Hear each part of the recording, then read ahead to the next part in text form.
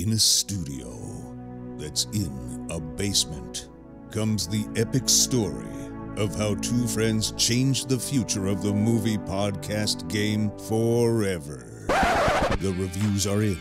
Boys Life magazine gives the High Side podcast 4.5 acorns. The Daily Bugle says, these guys are super legit.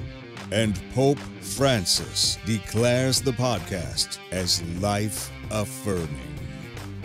From the kid who tried to get smart with David Spade and got fucking old. You're still out.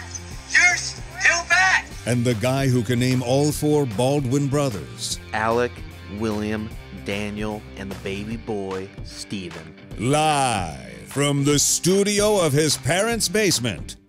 The Have You Seen It podcast.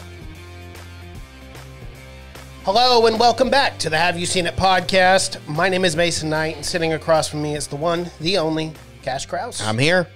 Back again. Back again. Still kicking, surviving, whatever the fuck you call it. Thriving. But somehow 2021 definitely just feels like an extension of 2020. I actually don't think we're going to get back to norms. I just think this is the new norm of beloved celebrities dying every day. Yeah.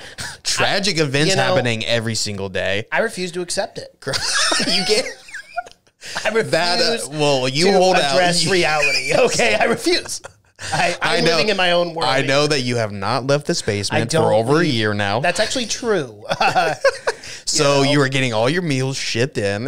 You are refusing to believe that anything is going on outside. Nor will I ever leave this basement. But shit just keeps going wrong. It does. It does. Shit There's a lot of bad shit going wrong. Yeah. I just think, people keep saying that this is going to end one day, but I'm starting to realize I think it's not going to end. It's just going to keep on going. Yeah, it will. Just, so much wild shit. But we always have film to fall back on. Always. And when you want to escape from your shitty reality of your life and to realize that you haven't done much. Yeah. Film is a good way to compensate. Absolutely. And a good film can take you out of whatever shitty reality you're living in and throw you right in the middle of what's going on. A really good film does that. And even good perspective. You can watch some depressing ass film like Manchester by the Sea and realize, oh, my life isn't that bad. Yeah. Yes, but today we are reacting and reviewing a great film if you want to distract yourself from a lot of things, because this film throws you right into it, and it's directed by the great Quentin Tarantino. We are talking about Kill Bill Volume 2. Now, I'm not too familiar with Quentin who? Tarantino? Tarantino, yes. Not too familiar with his work. Tarantino. He's done some good shit. Yes. He's a little indie director. Yeah, just a little one. Probably not too many people know. But I'm looking at a film right now that he did, the poster on the wall, Reservoir Dogs. God damn it. You have brought that up multiple twice times now. Yep. And I hate the fact, Cash. Yes. That you bring it up after we start the podcast, because we did this on our last week for Kill Bill Volume 1 for our Throwback Theater. People don't believe we have a Reservoir Dogs poster. It'd be such an odd, specific lie to lie about.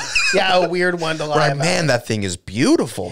Is that signed by Quentin Tarantino? Oh, my God. Dude, that'd be sick. One day, you could except for Sean Penn's brother, who died, unfortunately, you could get everyone on that poster to sign it. They're all still alive. Oh my gosh! Is that got the wheels turning now, man?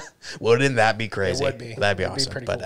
But Kill Bill Volume 2. Last week, if you haven't seen it, go back and watch a review / recap of Kill Bill Volume 1. Spoiler alert: we fucking loved it. Yeah, spoiler alert, pretty darn good film, right?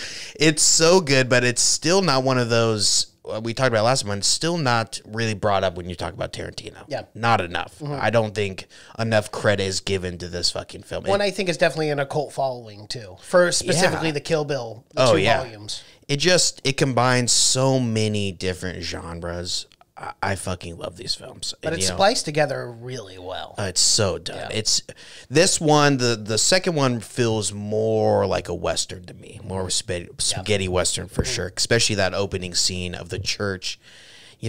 The church is out in the middle of nowhere. It's Yeah, literally just the church. I want to know where the homes yeah, are, it's where the grocery very stores are. It feels very Western. It feels, and of course, it's shot in black and white, which adds another layer of one that you're seeing it in the past, but also makes it feel a little older. And that was a combination of both films, too, because there were sequences in Kill Bill Volume 1 in black and white. Whenever they go back in time, they go black and white, except for the animation sequence. Yeah, and the driving scene. Uma Thurman in the car. She was in black and white, I thought. In the, yeah. That's what I was bringing up. Yeah, she's also black and white. Yeah, so, but it gives it that really fucking Western feel.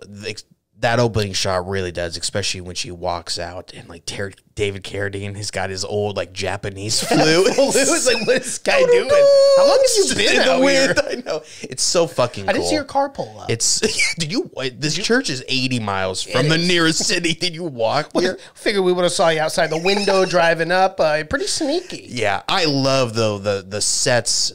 Whoever was the location scout or whatever did a great fucking job. Yeah, because Michael Madsen's his trailer out in the middle of like a rock quarry. It kind of reminded me of like a Breaking Bad before Breaking Bad. Obviously, yeah, I love that set piece too. Yeah. It's so fucking cool. But I love it. This one is a little different from the first one, although. They feel, obviously, they were supposed to be the same movie. They're supposed to be one long fucking 5-hour movie. And that's what these feel like. They don't feel like two separate. Like, this one doesn't feel like a sequel. It feels like a continuation, exactly. The same way Gangs of Wasseypur is like a continuation of a film. And there's no, like, exposition of an actor having to explain the first movie like you usually have to in sequels, because it's been years, usually. But this one was right after the fact. It was. 2003 for Kill Bill Volume 1, and then Volume 2 came out in 2004. Yeah, but probably both of them could have came out in 2003. That would have been cool. That would have been. I don't think a film has ever done that where you have a sequel come out the same year. No, pretty close. Definitely not. Yeah. Well, Lord of the Rings was close. Yeah, it was a year, but Star Wars always comes out year after year. But this one though, there is a right after this release, and I've never seen it. I would fucking love to own this on Blu-ray or 4K or whatever the newest format is. Format 8K, of like maybe, a physical copy of whatever. But there, right after this, he released Kill Bill, The Whole Bloody Affair, and that is both movies edited together for just one long, and it also has extended scenes. It has the extended animation scene that I've never seen either, but it extends on the first anime, which we loved from the first one. That anime scene is beautiful. That's got to be close to 5 or 6 hours for both of them. I mean, for that extended version, my guess. Yeah, because they both have extended They classify that as a director's cut? I would assume so, yeah. But the poster for it is awesome. It's like a hand-drawn. It's got samurais and shit. It's an awesome poster. It's a different poster from the regular Kill Bill one, which is just her standing with in the yellow outfit. Yeah, the yellow leather. Yeah. But try to say that 5 times fast. Yeah, the Bruce Lee outfit. But yeah, it's there's not much exposition, which I love. There's not much explaining, except maybe the first scene with and also I have to say the big difference. There's a little less action in this one, but we get a lot more great acting performances, especially by David Carradine. Yes, that's the exact same thing I was going to say. And Michael Madsen, who we barely got in the first one as well. We get a lot more of those two in this one, which is so fucking good. David Carradine, the way he steals the spotlight. Any scene. He really does. He was a really good actor, man. They used him just a perfect amount. And it's just Quentin Tarantino because he's a genius. He knows exactly how to use these pieces and these actors, especially the Samuel Jackson cameo was fucking great as well. But that was a perfect cameo, especially for Samuel Jackson. He's the piano player in the... But perfect for Samuel Jackson. And cool Samuel Jackson at this point, 2003, when he was very popular. He was popular. Very popular. I think just coming off that Mace Windu role not too long after this 2003? Film? Or before this film, rather? That would have been right after... Attack of the Clones. Yeah. Clone Wars, yeah.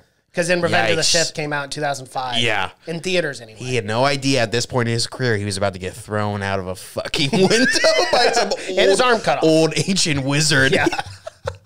That's a rough day poor in the Samuel. office. Poor Sam. Yeah, but it's he has like 2 lines in it, but he's just a super cool cool like jazz pianist who's it makes no sense why he would be at that wedding. It doesn't. It's kind of because they would say they're like, who do you play with? He's like, I play with the Drifters. I play. He's like all these famous people, but now he's living out in the middle of nowhere. That's called retirement. That really is. Yeah.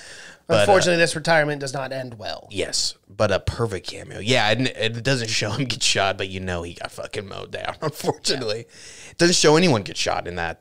But we finally get, in the second one, you finally get the scene of why she's hunting down Bill. Right, because the Viper Squad and Bill, pretended to be okay with it, was going to walk her down. But I love the acting, David Carradine. You can tell he's not fucking okay with it. No. He's gritting his teeth when he's talking about that shit. And when he's like, hey, you should walk her down the aisle, they both go, he's like, that's a little much. That's a little much for my dad. Yeah, but I kind of think also the main reason he didn't want to walk her down was he would have been up there when the shooting started. So he had to be kind of back in the back so he didn't get shot, obviously. Yeah. But well, his whole reasoning is because he thought she had disappeared and died.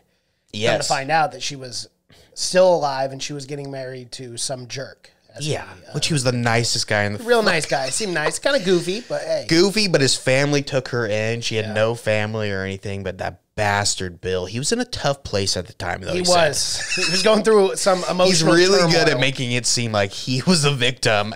All this. Well, psychopaths typically do exactly, that. And he's not only psycho, but he's like this super fucking villain. That even like super intelligent even these too. 4 or 5 super assassins all fear him. Yeah. These guys are fucking badasses. But yeah, David Carradine, just fucking fantastic in it. What a great role for him as Bill.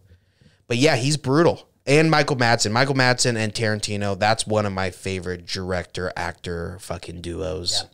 He is so good, and he's always playing this chilled-out psychopath. In fucking Reservoir Dogs, he plays Mr. Blonde, the guy who cuts the guy's ear off. It's brutal. Classic.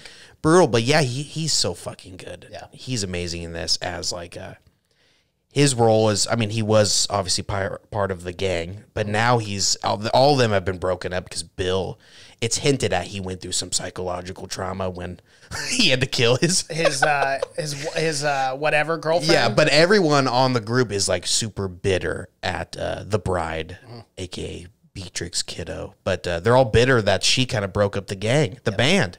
She did. She's basically the Oko Uno of the Beatles. I don't like to say it. Hey, but you got to call a spade a spade. I don't even like to bring up that name. Right. But yeah, so they all kind of fucking hate her. But Michael Madsen, he's working as a bouncer in some shitty fucking strip club. Yeah. His boss is kind of a dick, too. Boss is hilarious. Doing coke when he comes in. So fucking funny. But yeah, his boss. But yeah, I love that scene, too, because he's like, Oh, yeah, the schedule. Oh, here. You're not. Are you working Wednesday? Crosses his. He goes, let me Thursday? get this right. You're trying to convince me that I don't need you here for the job I'm paying you to do.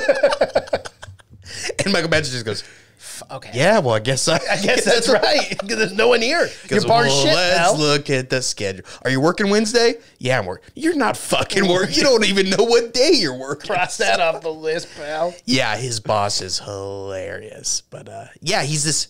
But that's the kind of where they're all at is he was this fucking badass, and now he doesn't even have money. He's living in a fucking single wide out and begging for bouncing gigs, and yeah, he's hurting for money. It's a sad fate. He shouldn't have hawked that Hanzo sword. No, he shouldn't have. Well, he shouldn't have hawked it for a couple $100. It was priceless. It was priceless. He's like, not in Pasadena. Pasadena, you get $250 for it. Mm-hmm.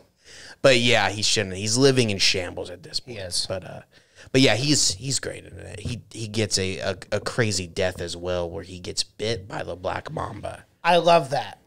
But leading up to that, and I probably shouldn't openly say this in case someone does kidnap me and tries to execute me, but hopefully that never happens. But that is like legit probably one of the worst ways to die is to be buried alive. Just the immense amount of fear and just like knowing you can't get. Oh my God, that'd be awful. That's why you got to learn the 1-inch punch. Right. Well, it took her a couple tries, in all fairness. Well, she was going up against 6 feet of dirt. Which Ghostbusters, or not Ghostbusters, I always say that. Mythbusters did a thing on that to see if you could actually get out of 6 feet of dirt. Oh, yeah. Like I 10 think they years did ago. do it, didn't they? You could get out I think there. just barely, Because I think yeah. the dirt is loose enough that it hasn't...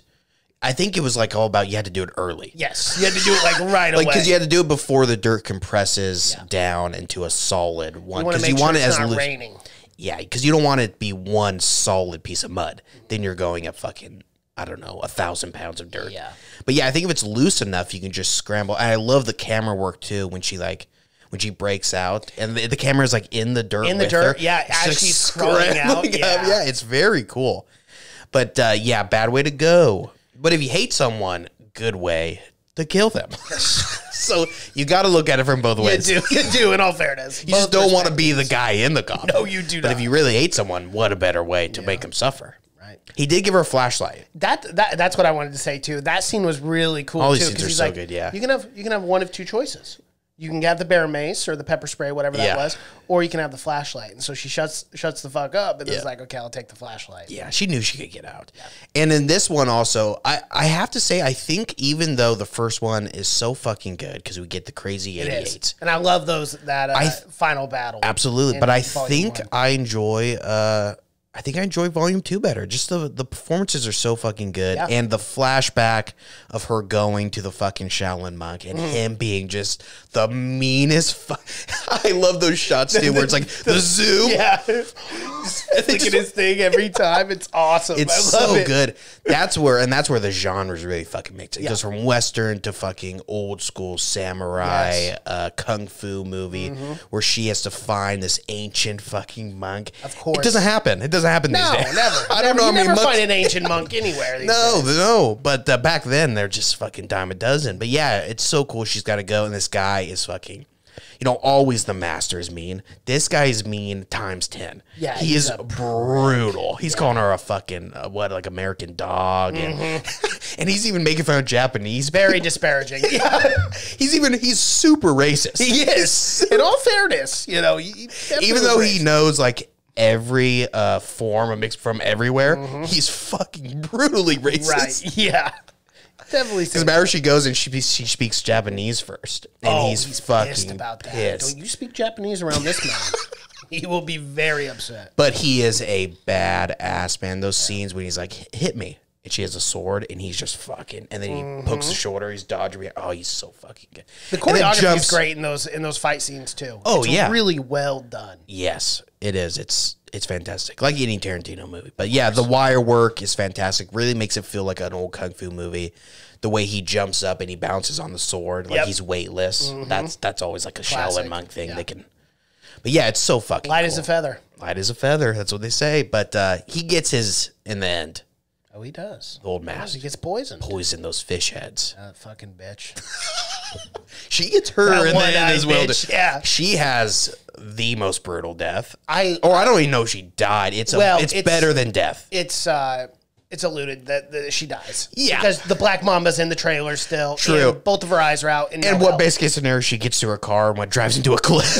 Actually off a cliff or something. I mean, that trailer was out in the middle of nowhere. Yeah, So she has a that's- long walk and she has no direction at this No, point. it's pretty hot out there too. Yeah. It's a scorcher. Yeah, but it is a very fitting death. Yes. It's so anticlimactic, I want to say. Well, they have a really cool fight scene. Yes. And it's talk about the choreography. The choreography for that fight in such a tight enclosed space.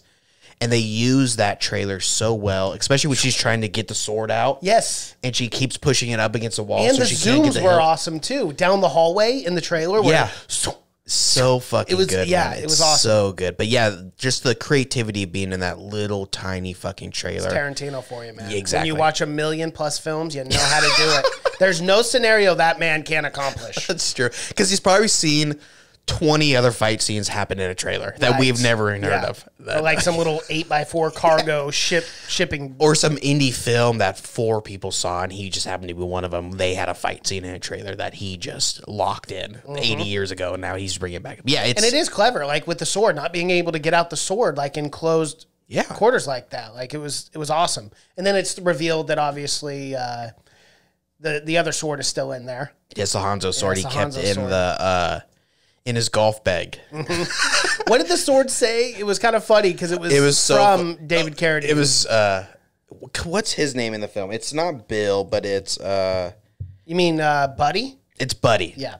Well, is that his real name? That's his brother's That's name. just what his brother calls him, yeah. Or Bud. Bud, that's it. And then Sidewinder.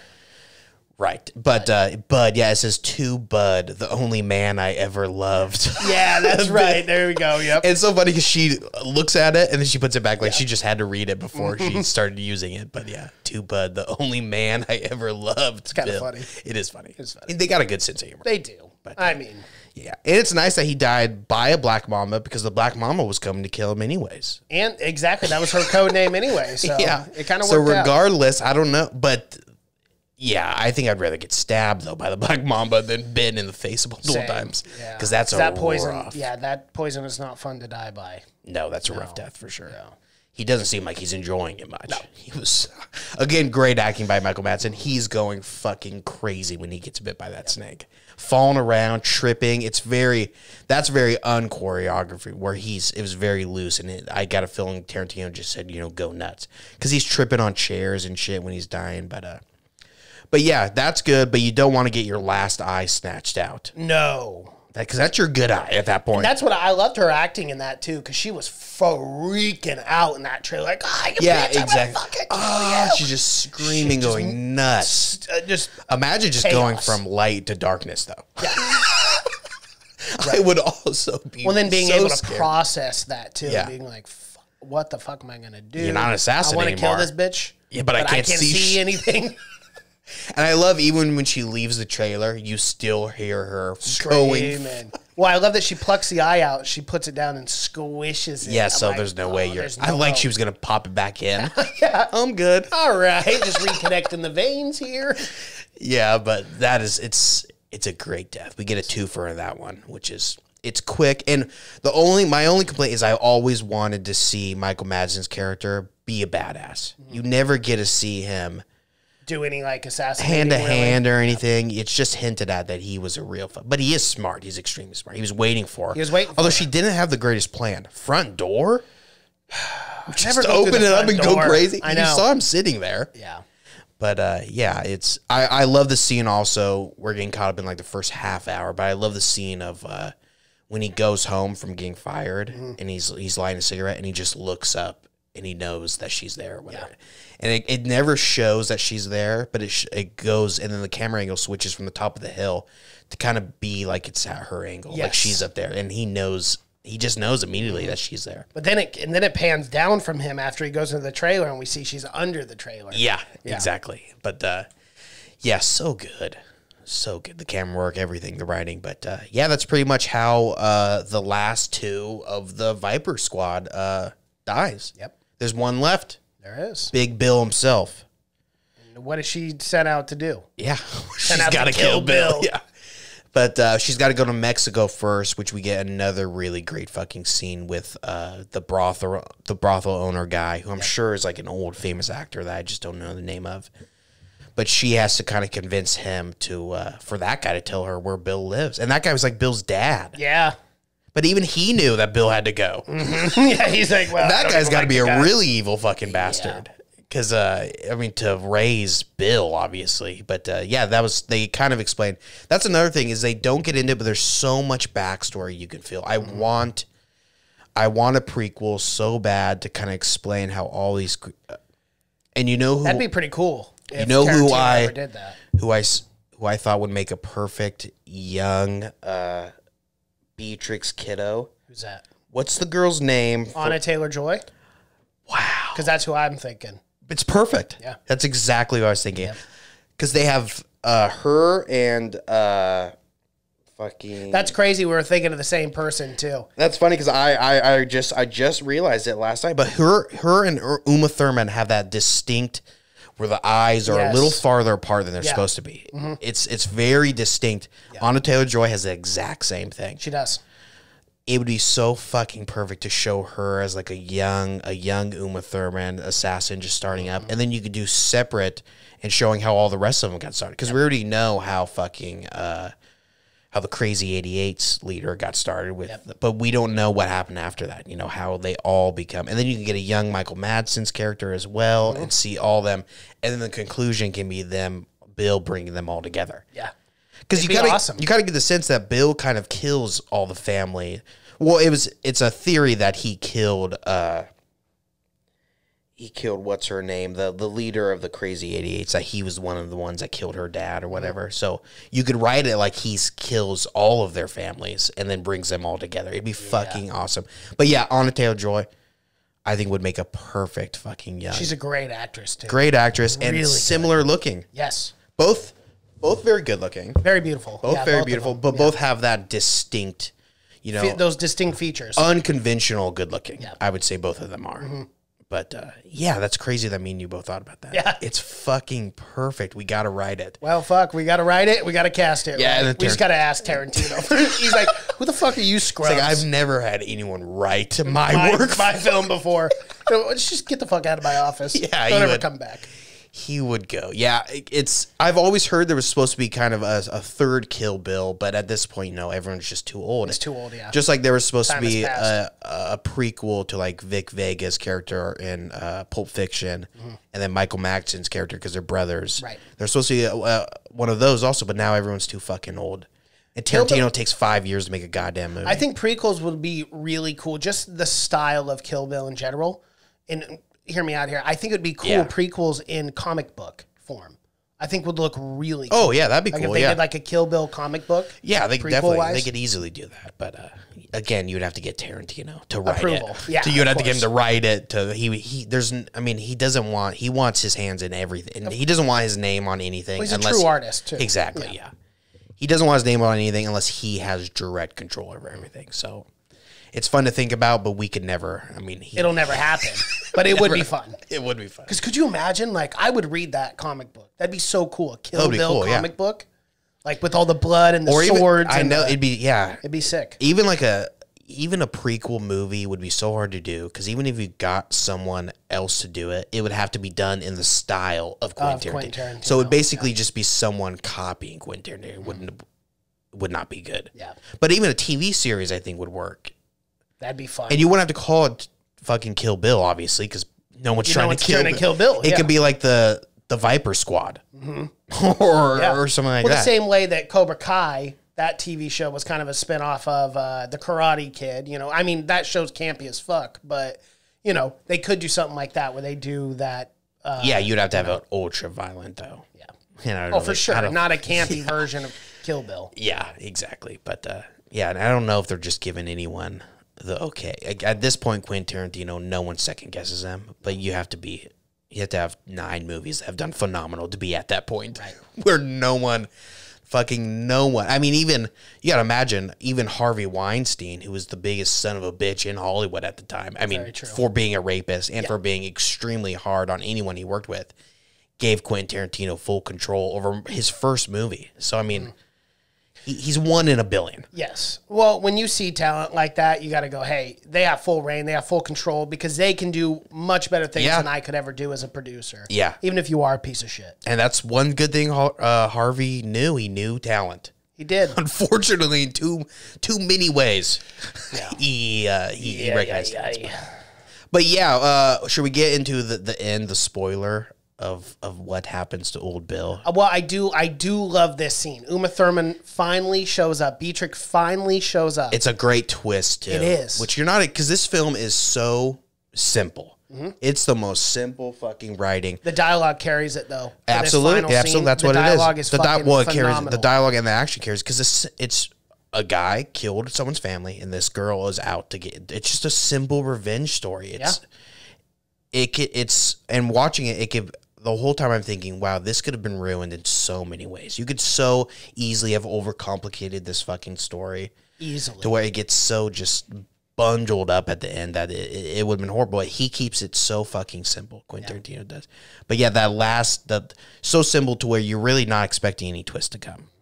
But the twist that we find out that... I love it. So she comes in with a gun. She's ready to kill Bill right away. And then there's one thing that would stop her. Yeah.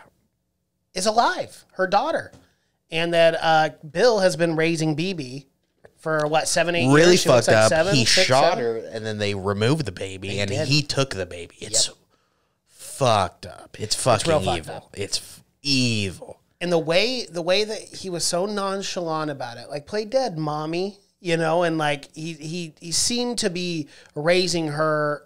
I mean, obviously this man's a psychological fucking torture machine, you know, like mentally, but the way he was raising her and the way that he was so open and honest with his daughter is somewhat admirable at first. Like you're actually like, wow, this guy is raising this child in a very enlightening way, I guess. Yeah. Well, in my mind, killing her was obviously the darkest point of his life. It fucking ruined him. But getting this daughter was that second chance for him. And I think, again, this is all things it never gets into.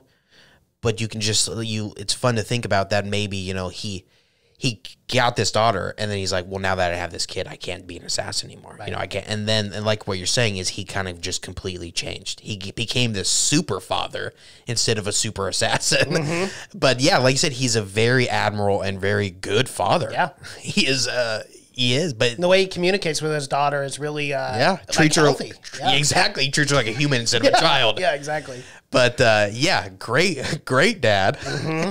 But you know, he only had to kill 1,000 people to get there.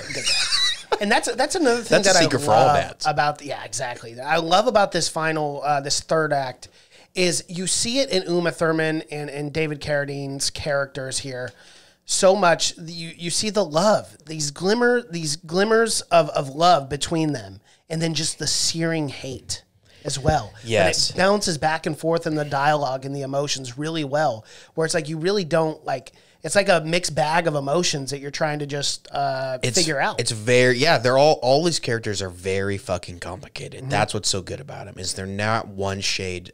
Bill's not one shade of evil. He's very even Michael Madsen's character, Bud, you know, they were all these assassins are ready to die and they know that they deserve to die. Yep.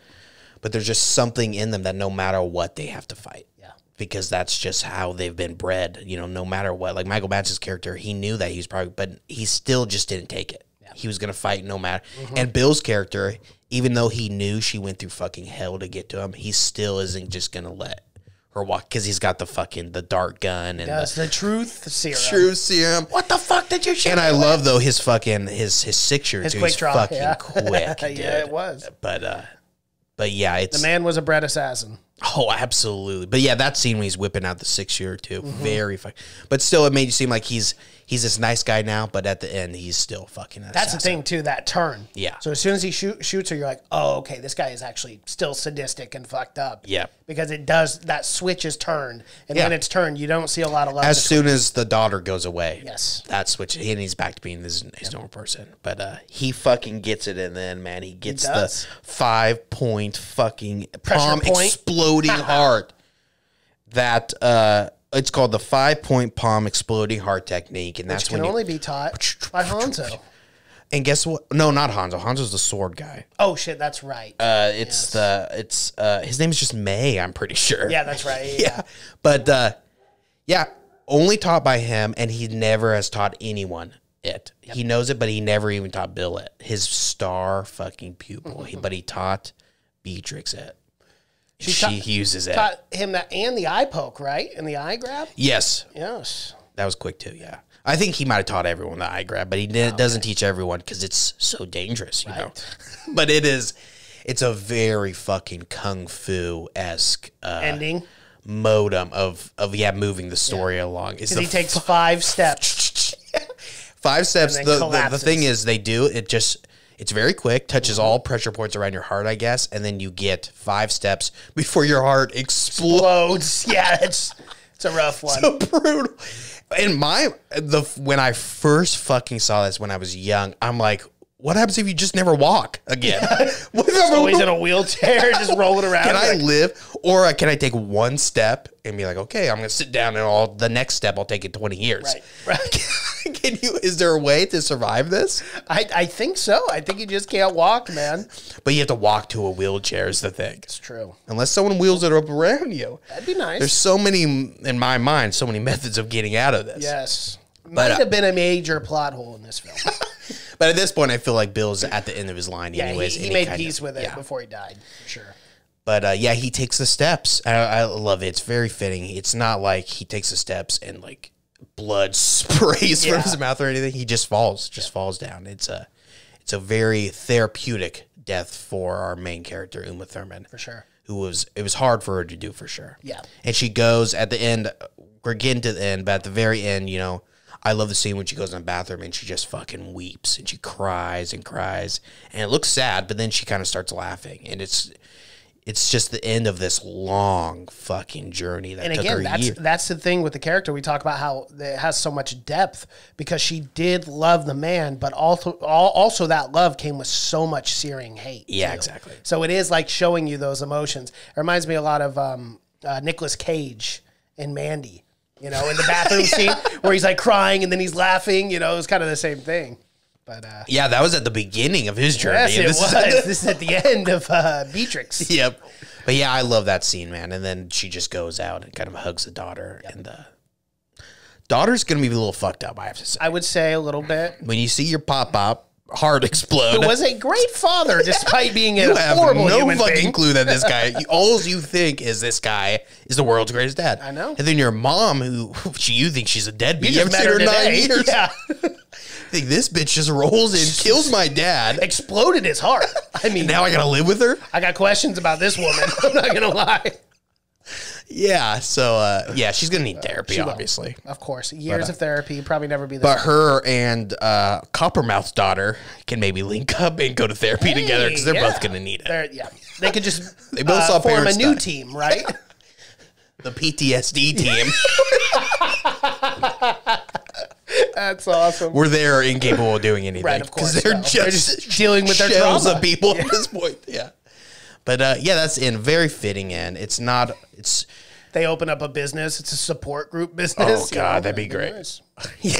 Everyone What a that comes fun in was sequel. like, trust me, guy. That's all the severity is like, you tell me your story, then I'll tell you fucking my story story. about a lady who went on to kill hundreds of people just to kill my dad. Right. It's a wild bit, but Now, please tell me your story. yeah, he's on second thought. My life that actually cool. isn't that bad. Yeah. In hindsight, thank you. This has actually brought a lot of perspective. Yeah, and I can go now. I can actually deal with my problems. Because you are really fucked up. Yeah, and I got to get out of here because you're scaring me now. But yeah, it's that, but very fitting in with him just falling down to the ground. It's very untheatrical and it's not over the top. I'd much rather see that than some over the top fucking, even last crazy fight scene or something like that. Well, because we got that in Kill Bill 1. Yeah, exactly. You We know? don't, yeah, you We don't need need that it. again. Yeah. And it is, And especially if you're looking at the perspective of it being the same movie, it wouldn't make sense to have that and then have it again. It would just feel like a repeat. yeah. And it was cool too, you know, that 5 pressure point that it's very, as you said earlier, it's very kung fu, you know, that old school, like only one person knows how to do it. Exactly. And like you've heard of it, but it's never been done before. And there's legend of this. Mythology behind Yeah, it's it, like the too. Kung Fu Panda, the I can't remember the pinky grab he does. Yeah, or of whatever. course, right.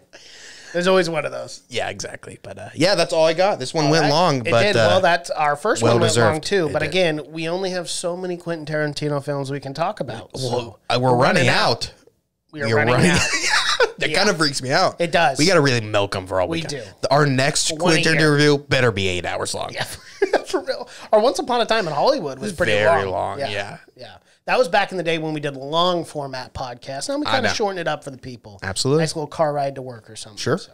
Alrighty, well, that is our review for Kill Bill Volume 2. If you guys like what you're seeing here and you're watching on YouTube, please be sure to like this video, comment below, subscribe to the channel, and hit that bell notification as we drop videos here every single day. If you guys want to follow us on social media, you can follow us on Twitter, Seen It Podcast, Instagram, Facebook, Have You Seen It Podcast. And if you guys want some Have You Seen It merch, you can find that link in the description below. Thank you so much for watching and listening. My name is Mason Knight. That is Cash Krause, and until next time. Bye.